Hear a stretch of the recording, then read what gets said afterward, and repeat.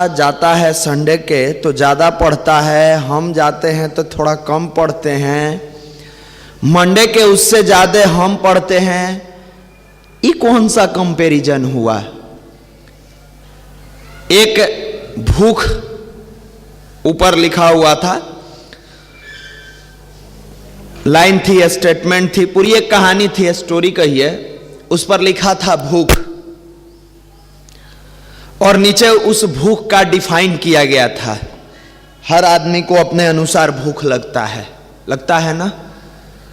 उसमें दिया था एक छोटा बच्चा अपने घर के बाहर जाता है, तैयारी करता है, और तैयारी करने के बाद उसके माँ बाप एक्सपेक्ट रखते हैं कि मेरा बच्चा अच्छा कर जाए, टॉप करे स्कूल में।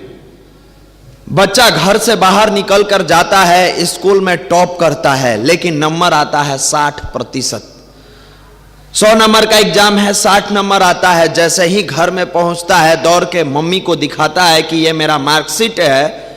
मम्मी झल्लाते हुए कहती है कि तुमको इतना मेहनत से मैंने पढ़ाया, तू 60% नंबर क्यों लाया? बच्चा मम्मी के झल्लाते के साथ ही जवाब देता है, मम्मी नंबर नहीं देखो, मैं स्कूल में टॉप कर गया हूं।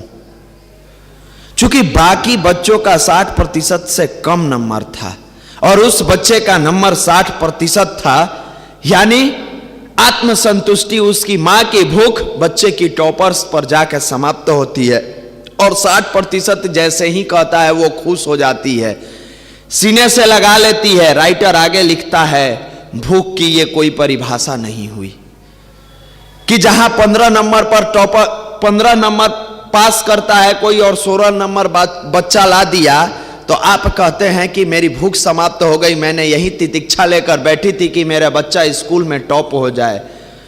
भूख का मतलब होता है कि अगर बच्चे को पूर्ण अभिलाषा के साथ और इच्छा के साथ आपने पढ़ाया है तो बच्चे से यह आप प्रश्न पूछती कि मैं दूसरों के बारे में नहीं जानता हूं, तुम्हारा 85% नंबर क्यों नहीं आया? मुझे किसी और से कोई कंपैरिजन नहीं है, मुझे तुम्हारे बीच तुम्हारे पर्सनालिटी से कंपैरिजन है। तुम्हारी पर्सनालिटी थी कि तुम 85% नंबर लाता, बाकी बच्चे 40% ही लाते, उससे मुझे कोई लेना देना नहीं है। तुम्हें तो 85% लानी चाहिए, और यह भूख बच्चे को बड़ा बनाती है। मित्रों, दुनिया में कंपैरिजन करना अपनी पर्सनालिटी को अपने आप से करना, बाकी किसी और से नहीं करना। तुम्हारे अंदर जो पोटेंशियलिटी है, तुम्हारे अंदर जो क्षमताएं हैं, उससे अपने पर्सनालिटी का कंपैरिजन करना, अपने व्यक्तित्व का कंपैरिजन करना। क्या मैं इससे बेहतर नहीं बन सकता? अगर बन सकता हूं तो उस तरफ बढ़ जाइएगा। अगर लगता है कि नहीं बढ़ सकते हैं, तब बात ही समाप्त है। Sky is the limit for youth. आकाश आपकी ऊंचाई है, आप आगे बढ़ते हैं, आगे बढ़ते बढ़ते जाते हैं। आपको लगता है आकाश वहां गिरा हुआ है, मैं इसको छू दूंगा। हर व्यक्ति को लगता है, नहीं लगता है। आप जिधर देखते हैं लगता है कि वहां तो सटा हुआ है धरती से, मैं तो जाकर वहां छू ही दूंगा। जैसे आगे बढ़ते हैं वो दूरियां उतनी ही दूर दिखती है। ऊंचाई को कोई छू नहीं सकता है, आपकी भी लिमिट वही है। जिसने छूने का प्रयास किया उसको उसी में समवा के रख दो। इसी की नाम है जवानी और इसी का नाम है प्रतिभा। जब एक बार व्यक्ति के अंदर आ जाता है, उसको अंदर से झकझोर के रख देता है, मैं रंग दे बसंती चोला। फिर वो ये नहीं सोचता कि दुनिया क्या कहेगी। आने वाला समय हम युवाओं का है। कैसे? पुरुषार्थ के बल पे। आप कहते हैं मैं मंदिर जाता हूं, बड़ा शांति मिलती है। मंदिर में शांति के लिए आप आते हो तो यहां आना छोड़ दो। मेरे मित्र, अगर जिंदगी में क्रांति चाहिए तो इस युवा मंडल में आना, क्योंकि जवानी में क्रांति चाहिए, बुढ़ापे में शांति चाहिए। जब तक शरीर का एक एक कतरा खून का चलता रहेगा, यह जवानी अपने राष्ट्र के लिए, अपने व्यवहार के लिए, अपने व्यक्तित्व के लिए, अपने परिवार के लिए समर्पित कर दीजिए। इसी की नाम जवानी है। वरना बंद कमरे में आप क्या करते हैं? सब यहां से तो डिफाइन करते ही हैं, अपने आदरणीय मनीष भैया सब डिफाइन करते हैं कि आपका बंद कमरा में क्या क्या होता है। आप आए हैं यहां, कुछ करिए, एक जीवटता पैदा करिए। एक युवा प्रकोष्ठ, एक दो व्यक्ति की बदौलत क्यों, हम तो हर संडे को चाहते हैं कि ऐसी प्रतिभाएं सामने उभर के आए जो अपने ही बीच के भाइयों का मार्गदर्शन करे, अपने ही लोगों के बीच में जाके इस बातों को बताने का प्रयास करे कि मेरे मित्र, जिस पद पर चले हो वो रेगिस्तान की मरीचिका है। पढ़े हैं फिजिक्स में, मरीचिका क्या होता है? दूर से देखने पर चमकता है, लगता है जैसे पानी है वहां, लेकिन पास जाओगे तो वही बालू का रेत चमकता है। यह जवान मरीचिका की भांति हो गया है। जींस और टी शर्ट लगाकर रोड पर तो उतरता है, लगता है इसके अंदर अथाह प्रतिभाएं हैं, लेकिन जैसे ही इसकी पर्सनालिटी को थोड़ा सा टच किया जाता है, अनगढ़ों की बातें इसकी वही स्थिति है जो एक झुग्गी झोपड़ी में रहने वाले बच्चे की है, जो रिक्शा चालक की है। आप पूछेंगे कैसे? आप देखिए फिल्मों में आए हुए जो भी मॉडलिंग का स्टाइल है, जो कूड़ा बेचने वाला बटोरने वाला है उसका भी वही स्टाइल है, जो विद्यार्थी है उसका भी वही स्टाइल है, जो ठेला पर केला बेच रहा है उसका भी वही स्टाइल है, जो पान की गुमटी में बैठा है उसका भी वही स्टाइल है, और जो जूस बेचता है उसका भी वही स्टाइल है। तो आप अलग कहां हैं? आपकी अपनी स्टाइल कहां है? अपनी स्टाइल का नाम भारत का अध्यात्म है, जो एक बार किसी व्यक्ति की जिंदगी में आता है तो वो अपने अनगढ़ों को सुगढ़ बना के और सही बनता चला जाता है। कल मैंने बाजार समिति चौराहे पर नुक्कड़ सभा चल रही थी, मैंने भाइयों के बीच में इस बातों का जिक्र किया कि आप कहते हो कि मेरी नौकरी हो जाएगी, मैं टेंशन फ्री हो जाऊंगा। आप भी कहते हैं, आप भी इसी में परेशान है, भैया मेरी नौकरी कैसहू हो जाए। कैसहू कैसे? ढुकना बैल है, ढुक जाइए। कैसहू हो जाए नौकरी, कैसहू वाला नौकरी का है? आज तक हम सुने थे पढ़ के नौकरी होता है। माफ करिएगा, जितना शॉर्टकट तरीका खोजते हैं उतना लॉन्ग कट में जाके फंस जाइएगा। धोनी चाहते हैं एक के बॉल में मार के निकाल दे मैच के, लटक जाता है बीचे में गेंदा, कैच आउट होकर लौट आते हैं। Slow and steady man's wins the race. संभाल के अगर सही दिशा दे दिया जाए, किसी की ताकत नहीं है कि आपकी जवानी के प्रवाह को रोक ले। यह जवानी की प्रवाह अगर अध्यात्म से जुड़ती है तो समुद्र से भी ज्यादा ताकतवर है इसकी लहर, लेकिन यह तो अनगढ़ों की तरह बहते जा रही है, बहते जा रही है। कहां जाकर रुकेगी कोई ठिकाना नहीं है। कहां जाना है, क्या जाना है?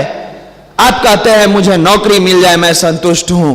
मैं आपसे पूछता हूं, बहुत सारे भाई आईआईटी की तैयारी करने वाले बैठे होंगे, AIEEE की तैयारी करने वाले बैठे होंगे, मेडिकल की, इंजीनियरिंग की, इन सारे चीजों की तैयारी करने वाले बैठे हैं। बहुत से भाई जनरल कंपटीशन की तैयारी करने वाले बैठे हैं।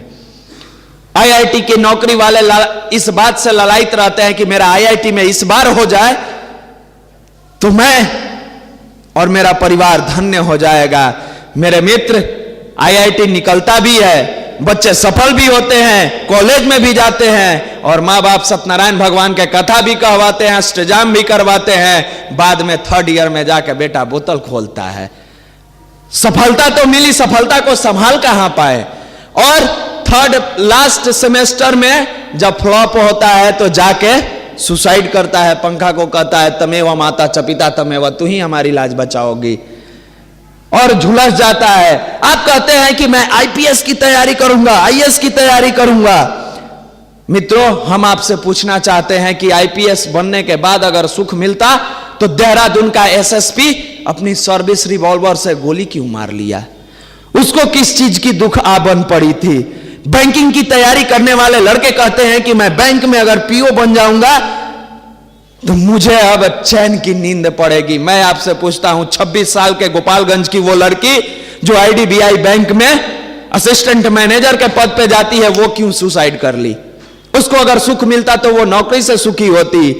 बहुत से भाई रेलवे की तैयारी करने वाले हैं, वो कहते हैं कि मैं रेलवे में चला जाता तो अब मेरी जिंदगी चैन से बीतती। मैं आप ही से पूछता हूं, यही पारसा का रहने वाला सेक्शन इंजीनियर अपने वर्किंग पीरियड में लौट के घर पर आता है और सुसाइड कर लेता है। सुसाइड नोट में लिखता है कि मैं इतना डिप्रेशन में आ चुका था ऊपर के पदाधिकारियों का कि मैं सुसाइड कर लिया। मेरे मित्र, जब तक आपकी पर्सनालिटी मजबूत नहीं होगी, नौकरी आपको पैसा दे सकता है, सुख नहीं दे सकता है।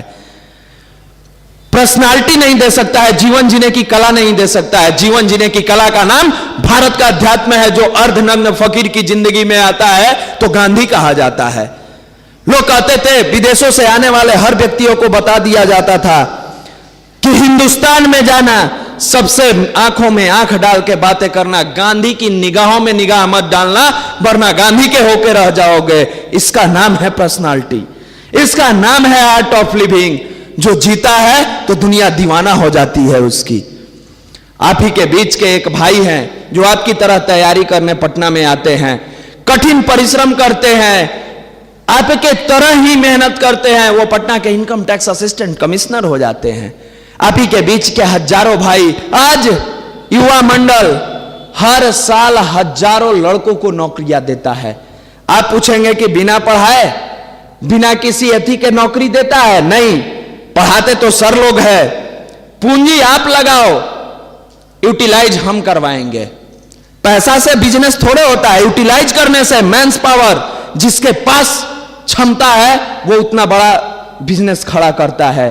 आप मैथ दे सकते हैं, मैथ की पचाने की कैपेसिटी नहीं दे सकते हैं, वो भारत का अध्यात्म देता है, वो युवा मंडल देता है। आप बच्चों को फिजिक्स पढ़ा सकते हैं, फार्मूला सिखा सकते हैं, लेकिन फार्मूला को टेबल पर बैठकर कंसंट्रेशन के साथ गेन करने की कैपेसिटी युवा मंडल सिखाता है।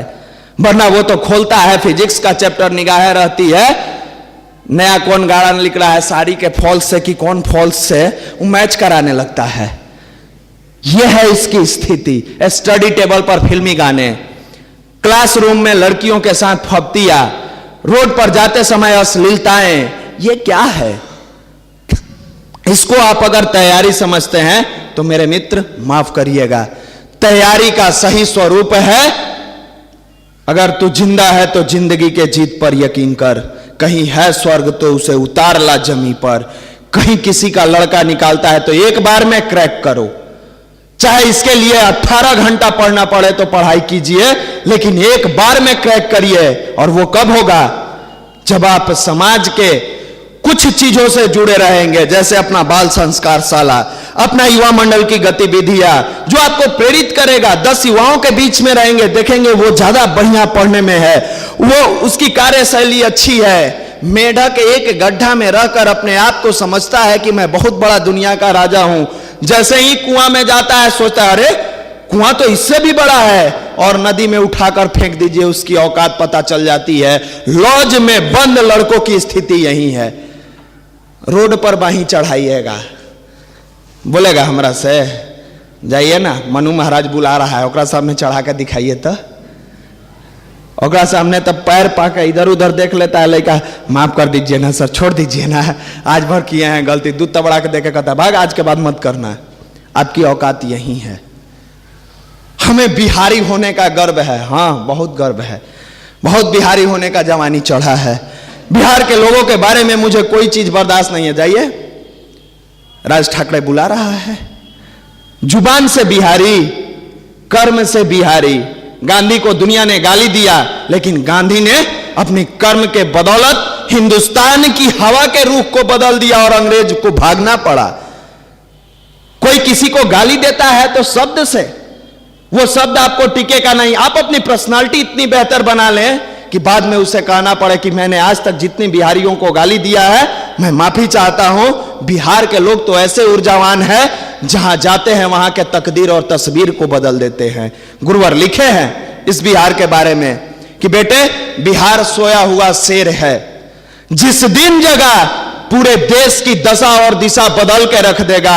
अब यह बिहार जग चुका है। गुरुवर की यह भविष्यवाणी है। इसलिए अपने कर्मों को ठीक कर लें, अपने विचारों को ठीक कर लें, अपने व्यवहारों को ठीक कर लें। आपके बीच अभी हम बुलाते हैं अपने ही बीच के युवा मंडल के भाई हैं अभिमन्यु जी। वो आकर यहां कैसा अनुभव किया और उनको अपने कैरियर में कैसा लाभ मिला, आपका मार्गदर्शन करेंगे हमारे अभिमन्यु जी। एक बार जोरदार ताली से इनका स्वागत करें।